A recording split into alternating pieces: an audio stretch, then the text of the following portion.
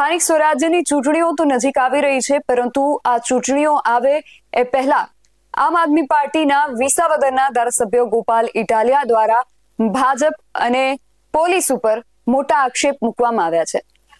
એમનો દાવો છે કે કમલમના આદેશ મુજબ પોલીસ દ્વારા આમ આદમી પાર્ટીના જે કાર્યકર્તાઓ છે એમની પાસેથી ચૂંટણીને લગતો જે ડેટા છે એ જબરદસ્તી કઢાવવામાં આવ્યો છે।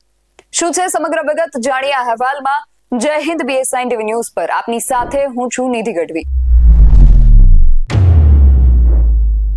આમ આદમી પાર્ટી દ્વારા સ્થાનિક સ્વરાજ્યની ચૂંટણી આવે એ પહેલા જ ભાજપ અને પોલીસ ઉપર મોટો આક્ષેપ કરવામાં આવ્યો છે।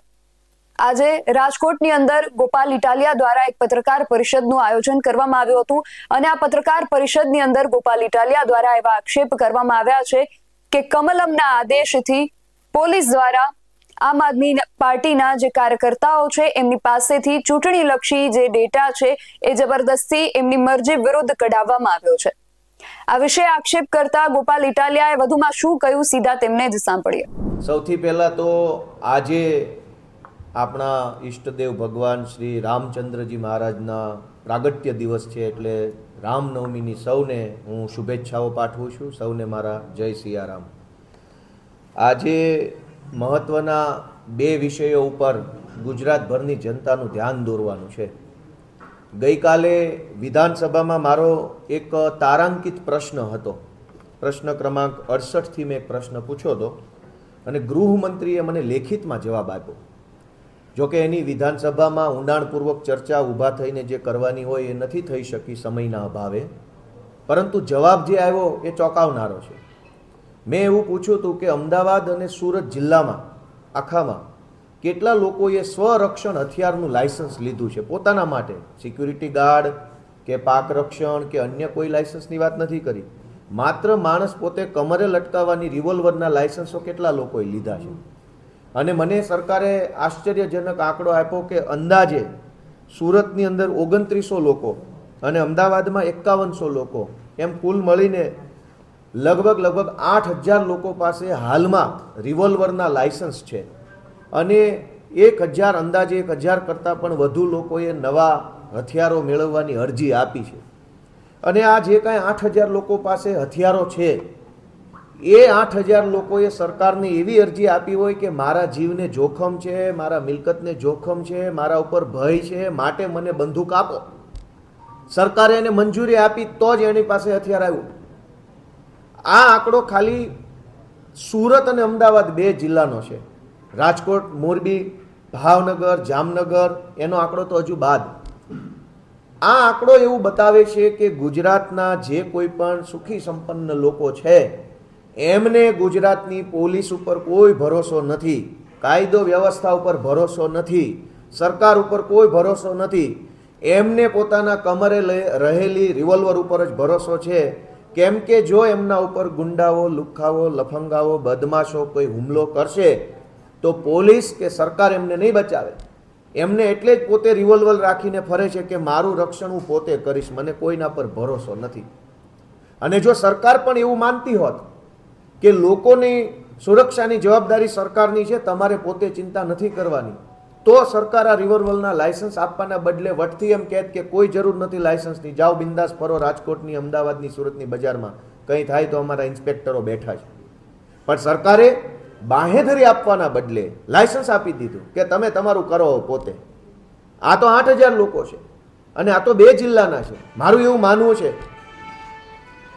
કે ગુજરાતમાં લગભગ 1 લાખ લોકો અંદાજે રિવોલ્વરના લાયસન્સ લઈને ફરતા છે। મારો આવો અંદાજ છે, કદાચ આંકડો વધુ હોય અથવા ઓછો પણ હોય, પણ ગુજરાતમાં ગન કલ્ચર જેવું યુપી બિહારમાં ગન કલ્ચર છે કે દરેક માણસ કટ્ટા લઈને રખડે છે અને ગમે ત્યારે ભડાકા કરે। આ પરિસ્થિતિનું નિર્માણ કેમ થયું કે લોકોએ લાયસન્સો લઈને, હથિયારો લઈને ફરવું પડે છે? આટલી મોટી પોલીસ શેના માટે છે? તો આજે હું એ તમને બતાવવા આવ્યો છું કે પોલીસ લોકોના રક્ષણ માટે નથી, પોલીસ લોકોને સુરક્ષા આપવા માટે નથી। પોલીસનો આખા ગુજરાતમાં ઉપયોગ માત્ર અને માત્ર આમ આદમી પાર્ટીના નેતાઓને પકડવા, ધમકાવવા, ડરાવવા, જેલમાં પૂરવા, એમને જેલમાં પૂર્યા પછી પણ તકલીફો આપવા માટે આખા ગુજરાતમાં પોલીસનો ઉપયોગ થઈ રહ્યો છે। જનતાને ભગવાન ભરોસે છોડી દેવામાં આવી છે. જનતાનું જે થવું એ થાય, બુટલેગરો જે કરવું હોય તે કરે, ડ્રગ્સનું જે થવું એ થાય. પોલીસ આખા ગુજરાતમાં માત્ર એક જ કામ કે આમ આદમી પાર્ટીનો કાર્યકર નેતા હોય તો એને પકડીને જેલમાં પૂરો. ગઈ તારીખ 13મી માર્ચના રોજ સાબરકાંઠામાં અમારા આમ આદમી પાર્ટીના કાર્યકર્તાઓને ઘરે જઈને 3 કલાક સુધી સાબરકાંઠા પોલીસે ધમકી મારી, એના મોબાઈલ ચેક કર્યા, લેપટોપમાંથી ડેટા કાઢ્યો કે તમારા આમ આદમી પાર્ટીના ઉમેદવારો કોણ કોણ છે, સ્થાનિક સ્વરાજની ચૂંટણીમાં એનો ડેટા આપો.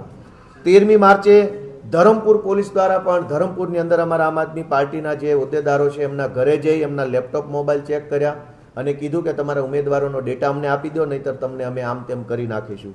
13મી માર્ચે વાંસદાની અંદર અને અમદાવાદમાં પણ અમદાવાદ પોલીસ ને વાંસદા પોલીસ દ્વારા અમારા કાર્યકર્તાઓને ધમકી મારવામાં આવી ઘરે જઈને, અને ત્યારબાદ પોલીસ સ્ટેશને લઈ જઈ 4 કલાક બેસાડી રાખવામાં આવ્યા અને કીધું કે આમ આદમી પાર્ટીનો બધો ડેટા અમને આપી દો. 14મી માર્ચે પાલનપુરની અંદર અમારા આમ આદમી પાર્ટીના જે હોદ્દેદારો છે એમના ઘરે જઈ પોલીસે એમનો પણ મોબાઈલ લઈ લીધો, ડેટા ચેક કર્યા અને તમારા ઉમેદવારોની યાદી અમને આપી દો અને તમને અમે જેમ કહીએ એમ કરો, નહીંતર અમે તમને ખોટા કેસમાં ફિટ કરી દઈશું, એવી ધમકી મારી. 15મી માર્ચે સુરેન્દ્રનગર પોલીસે અને ચોટીલા પોલીસે સુરેન્દ્રનગર અને ચોટીલાની અંદર કાર્યકર્તાઓને પોલીસ સ્ટેશને બોલાવી ધાકધમકી કરી, ઘરે જઈને ધાકધમકી કરી. એમની પાસેથી પણ વિધાનસભા અને જે ડેટા છે કાર્યકર્તાઓનો ઉમેદવારોનો ડેટા દાબ દબાણથી માંગવાની કોશિશ કરી. 16મી માર્ચે નવસારીમાં, અમદાવાદમાં, નરોડામાં, બાપુનગરમાં અને એલિસ બ્રિજમાં આટલી જગ્યાએ પોલીસે એલિસ બ્રિજ, બાપુનગર, નરોડા, નવસારી, અમદાવાદ પોલીસે અમારા એ વિસ્તારના કાર્યકર્તાના ઘરે જઈ અને એમની પાસેથી ચૂંટણીને લગતો ડેટા માગી ધાકધમકી ચાલુ કરી. અને જ્યારે આ તમામ વિસ્તારમાં જ્યારે અમે પોલીસને પૂછ્યું કે આ તમારે અમારો ડેટા શું કરવો છે, તમે કોના કહેવાથી આવા કાળા ધંધા કરો છો, આવી દલાલી કેમ કરો છો, એવું જ્યારે પૂછ્યું ત્યારે દરેક પોલીસે કીધું કે અમારી પાસે કમલમમાંથી ડેટા માંગવાનું અમને સૂચન કરવામાં આવ્યું છે. આખા ગુજરાતની પોલીસનો ઉપયોગ માત્ર આમ આદમી પાર્ટીના નેતાઓની પાછળ થઈ રહ્યો છે. પબ્લિક રામ ભરોસે છે, પબ્લિક ભગવાન ભરોસે છે, એટલે પબ્લિક હથિયારોના લાયસન્સ કઢાવવા લાગ્યું છે. આ પરિસ્થિતિ ગુજરાતની થઈ છે. 17 તારીખે મોડાસા પોલીસે અને 24 તારીખને રાત્રે 2 વાગે અમદાવાદની અંદર અમારા આગેવાન અમજદભાઈ છે એમના ઘરે એસઓજી પોલીસ, મહિલા પોલીસ બધા ઘરમાં ઘૂસી ગયા અને સવાર સુધી ગાળીગલોચ કરીને એમની પાસેથી ડેટા કઢાવવાની કોશિશ કરી. આમ છેલ્લા 15 દિવસથી જોવો તો ગુજરાતના લગભગ જિલ્લા તાલુકાઓમાં એક સરખા પ્રકારે પોલીસે અમારા કાર્યકર્તાઓને પકડી, હેરાન કરી, ગાળીગલોચ કરી, ધાકધમકી કરી, ખોટી એફઆઈઆર કરી. આમ આદમી પાર્ટીના ઉમેદવારો કોણ છે સ્થાનિક સ્વરાજમાં, કોર્પોરેશનમાં, નગરપાલિકામાં એનો ડેટા કઢાવવાની કોશિશ કરી અને કમલમ સુધી આ ડેટા પહોંચાડવા માટે દલાલો બની, ગુલામો બનીને કામ કર્યું છે. ગઈકાલે સુરેન્દ્રનગરના અમારા કોળી સમાજના આગેવાન અતુલભાઈ વેગડ વર્ષોથી ત્યાં કામ કરે છે, સમાજ સાથે સંકળાયેલા છે, પાર્ટી સાથે જોડાયેલા છે, એમને પોલીસે બોલાવી અને સુરેન્દ્રનગરના એસપીએ એની ચેમ્બરમાં બોલાવીને 2 લાફા મારી લીધા અને કીધું કે જા તારીખ જ્ઞાતિને જઈને કહી દે છે, બહુ વાયડી ના થશો તો ટાંટિયા ભાંગી જશે. આવું સુરેન્દ્રનગરના એસપીએ અમારા કોળી સમાજના આગેવાન અતુલ વેગડને કીધું ગઈકાલે. એની સાથે સાથે અમારા લોહાણા સમાજના આગેવાન કમલેશભાઈ કોટેચા પણ ત્યાં કામ કરે છે. ગઈકાલે સુરેન્દ્રનગરના એસપીએ એને પોતે ધમકી મારી ચેમ્બરમાં બોલાવીને અને એણે એમ કીધું કે અમને ભાજપનો સપોર્ટ છે, તું બહુ ભાજપની વિરુદ્ધમાં વધારે પડતું બોલીશ તો તારો સુરેન્દ્રનગરની બજારમાં વરઘોડો કાઢવામાં આવશે, એટલે તું તારી મર્યાદામાં રહેજે. દીપકભાઈ ચિહલા છે અમારા આગેવાન અને કુણાલભાઈ શાહ છે, પત્રકાર છે, આરટીઆઈ એક્ટિવિસ્ટ છે. આ બધાને સુરેન્દ્રનગરના એસપીએ બોલાવી, ચેમ્બરમાં બોલાવી, ધાકધમકી કરી, પોતે માર મારી, બીજા પોલીસવાળા પાસે માર મરાવીને એવી ધમકી આપી કે તમે આમ આદમી પાર્ટીનો ઝંડો લઈને નીકળ્યા છો એ બંધ કરી દેજો. કેમ કે આ અતુલભાઈ, અમારા કમલેશભાઈ, દીપકભાઈ, આ બધાને હમણાં જ આમ આદમી પાર્ટી દ્વારા સુરેન્દ્રનગર મહાનગરપાલિકાના ઉમેદવાર જાહેર કરવામાં આવ્યા છે અને એમને પોલીસ એવું ધમકાવે છે કે તમે આમ આદમી પાર્ટી છોડી દો અને આમ આદમી પાર્ટીનું કામ કરવાનું બંધ કરી દો, નહીતર તમારા ઉપર ખોટી એફઆઈઆરો કરી અમે તમને જેલમાં પૂરી દઈશું. દોસ્તો, મારે જણાવવું છે કે પોલીસનો આ ધંધો છે. આ કામ કરવા માટે પોલીસના યુનિફોર્મ પહેરીને ફરીએ છીએ આપણે શપથ લીધી હતી તો આવા ધંધા કરવાની શપથ લીધી હતી. આખા ગુજરાતની પોલીસ અત્યારે જનતાને રામ ભરોસે મૂકી, જનતાને ગુંડાઓના હવાલે કરી દઈ, જનતાને બુટલેગર, માફિયા, તોડબાજોના હવાલે છોડી દઈ, માત્ર ને માત્ર એસપી, આઈજી લેવલના, ડીવાયએસપી લેવલના અનેક અધિકારીઓ માત્ર ને માત્ર રોજ જાગીને આમ આદમી પાર્ટીના કાર્યકર્તાઓની પાછળ પડ્યા છે. મેં તમને ડેટા આપ્યો અને જનતા હથિયાર લાયસન્સો લઈ રહી છે. આ પરિસ્થિતિની અંદર ગુજરાતભરની જનતાને મારી એક જ વિનંતી છે કે આમ આદમી પાર્ટી આંદોલનમાંથી નીકળેલી પાર્ટી છે. અમે લડાયક માણસો છીએ. કોઈ એસપી આઈજીને દમદાટીથી બી જવાવાળા અમે નથી. અને જે એસપી આઈજી ભાજપની દલાલી કરે છે એને જોઈ લઈશું, શુદ્ધ ગુજરાતીમાં જોઈ લઈશું. એ કોઈ ટેન્શન નથી. સમય બદલાશે ત્યારે મોઢા હંતાડતા નહીં આવડે જે લોકો આજે ભાજપની દલાલી કરે છે એમને.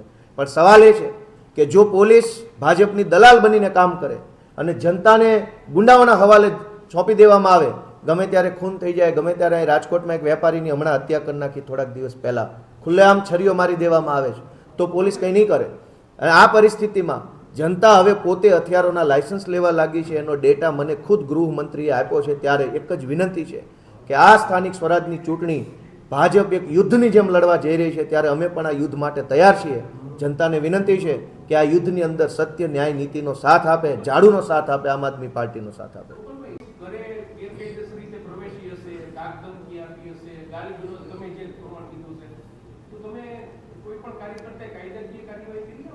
બધી જ જગ્યાએ અમે ફરિયાદ આપી છે, પણ અમારી ફરિયાદ ક્યાંય લેવામાં આવતી નથી. પોલીસે સ્પષ્ટ કીધું છે કે અમને ઉપરથી કમલમમાંથી ભાજપનો આદેશ છે કે ભાજપ આમ આદમી પાર્ટીના કાર્યકર્તાઓને ડરાવો ધમકાવો અને એના ઉમેદવારનો ડેટા કઢાવી લો. અમે ફરિયાદ આપીએ છીએ. હવે ચોરને જ તે ન્યાયની ફરિયાદ આપવાની. બિલકુલ કોર્ટે છે, એ ચાલુ છે પ્રોસેસ, એ કરશું.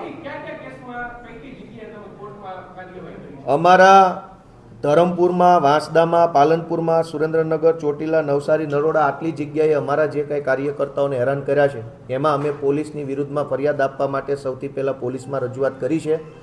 આગળના દિવસોમાં જો પોલીસ સ્ટેશનેથી વ્યાજબી જવાબ લેખિતમાં નહીં મળે તો અમે એના માટે કોર્ટમાં પણ જવાના, કેમ કે આ બધી જ ઘટના હજુ હમણાં જ બનેલી છે, ચાલુ જ છે. તમે હમણાં કીધું કે ગૃહમંત્રીએ મને ડેટા આપ્યો,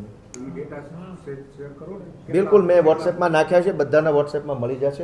કેટલા લાયસન્સ ઇસ્યુ થયા છે? અંદાજે 8,000 કરતાં વધુ લાયસન્સ 2 જિલ્લામાં છે અને 500 કરતાં પણ નવા લાયસન્સોની અરજીઓ થઈ છે. અને એ તો ખાલી 2 જિલ્લાનો આંકડો છે. ગુજરાતમાં તો 33 જિલ્લાઓ છે. 2માં 8,000 હોય તો 4માં 8 દુ 16,000 થઈ જાય, તો 16 જિલ્લામાં કેટલા થાય? ખાલી રેન્ડમ આંકડો પકડીએ લોજિકથી તો પણ ખૂબ મોટી સંખ્યામાં ગુજરાતના લોકો હથિયાર લાયસન્સો લઈને ફરવા લાગ્યા છે. કેમ કે લોકોને ખબર છે કે અમને કંઈ તકલીફ પડશે તો પોલીસના ભરોસે રહેવાય એમ નથી, પોતાની સુરક્ષા સૌએ જાતે જ કરવી પડશે. ગોપાલભાઈ, કેજરીવાલ અત્યારે ગુજરાતના પ્રવાસે છે. દિલ્હીના એક મંત્રીએ શીશ મહેલ બતાવીને કેજરીવાલને રહેમાન ડકેત એવું ઉપમા આપી છે, શું કહેશો? આપણે સત્તામાં બેઠા છીએ તો આપણને જનતાએ કામ કરવા માટે મૂક્યા છે, ગાલી ગલોચ કરવા માટે નહીં. ભાજપના નેતાઓને વિનંતી છે કે માંડ માંડ સત્તામાં આવ્યા છો તો 4 સારા કામ કરો તો બીજી વાર આવશો, નહીંતર પાછા ફેંકાઈ જશો.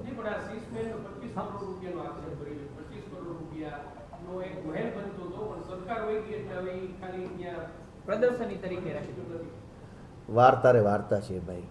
અહીંયા ભાજપના કોર્પોરેટરોએ 100 કરોડનું કરી નાખ્યું છે અને તમે મુખ્યમંત્રી ઉપર 25 કરોડના આરોપ લગાવતા શરમ નહીં આવતી? અહીં ભાજપમાં જે રાડાના મકાનો છે, જે સરકારી મકાનો, એમાં ભાજપના કોર્પોરેટરોએ કેટલા કરોડનું કરી નાખ્યું રાજકોટમાં જ. એ જ પાર્ટીના લોકો મુખ્યમંત્રી પર 25 કરોડનો આરોપ લગાવશે, શરમ આવી જોઈએ. રાજકોટ ભાજપના કોર્પોરેટરોને ખિસ્સા ખંખેરે તો 100-200 કરોડનો માલ કમાયા.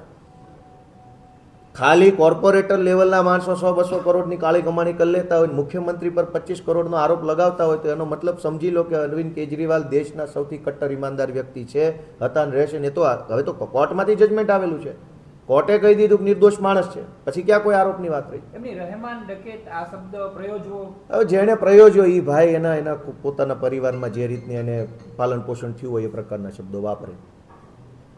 તો ગોપાલ ઇટાલિયા દ્વારા આક્ષેપ કરવામાં આવ્યો છે, ખૂબ ગંભીર આક્ષેપ છે. સ્થાનિક સ્વરાજ્યની ચૂંટણી પહેલા આ આરોપ મૂકવામાં આવ્યો છે. હવે આગામી સમયમાં આ આરોપોને લઈને શું પગલાં લેવામાં આવે છે? ભાજપ તરફથી આ આરોપની સામે કોઈ પ્રતિક્રિયા આપવામાં આવે છે કે કેમ, તે ખાસ હવે જોવાનું રહેશે. અને ચૂંટણી પહેલા જ આ જે માહોલ છે એને ગરમાવી દેતો આ આક્ષેપ જે છે એ મૂકવામાં આવ્યો છે. એટલે હવે ચૂંટણી આવે ત્યાં સુધીમાં હજુ આગળ શું થાય છે એ ખાસ જોવાનું રહેશે. તમારું આ સમગ્ર વિષયને લઈને શું માનવું છે અમને કમેન્ટ કરીને ચોક્કસથી જણાવજો. આવા જ વધુ અહેવાલો સાથે મળતા રહીશું. તમે મારી YouTube ચેનલને સબસ્ક્રાઇબ કરવાનું અને અમને ફેસબુક અને ઇન્સ્ટાગ્રામ પર ફોલો કરવાનું ભૂલશો નહીં. બાકી અવનવી અપડેટ્સ માટે આપ જોતા રહો BS9 TV ન્યૂઝ. નમસ્કાર.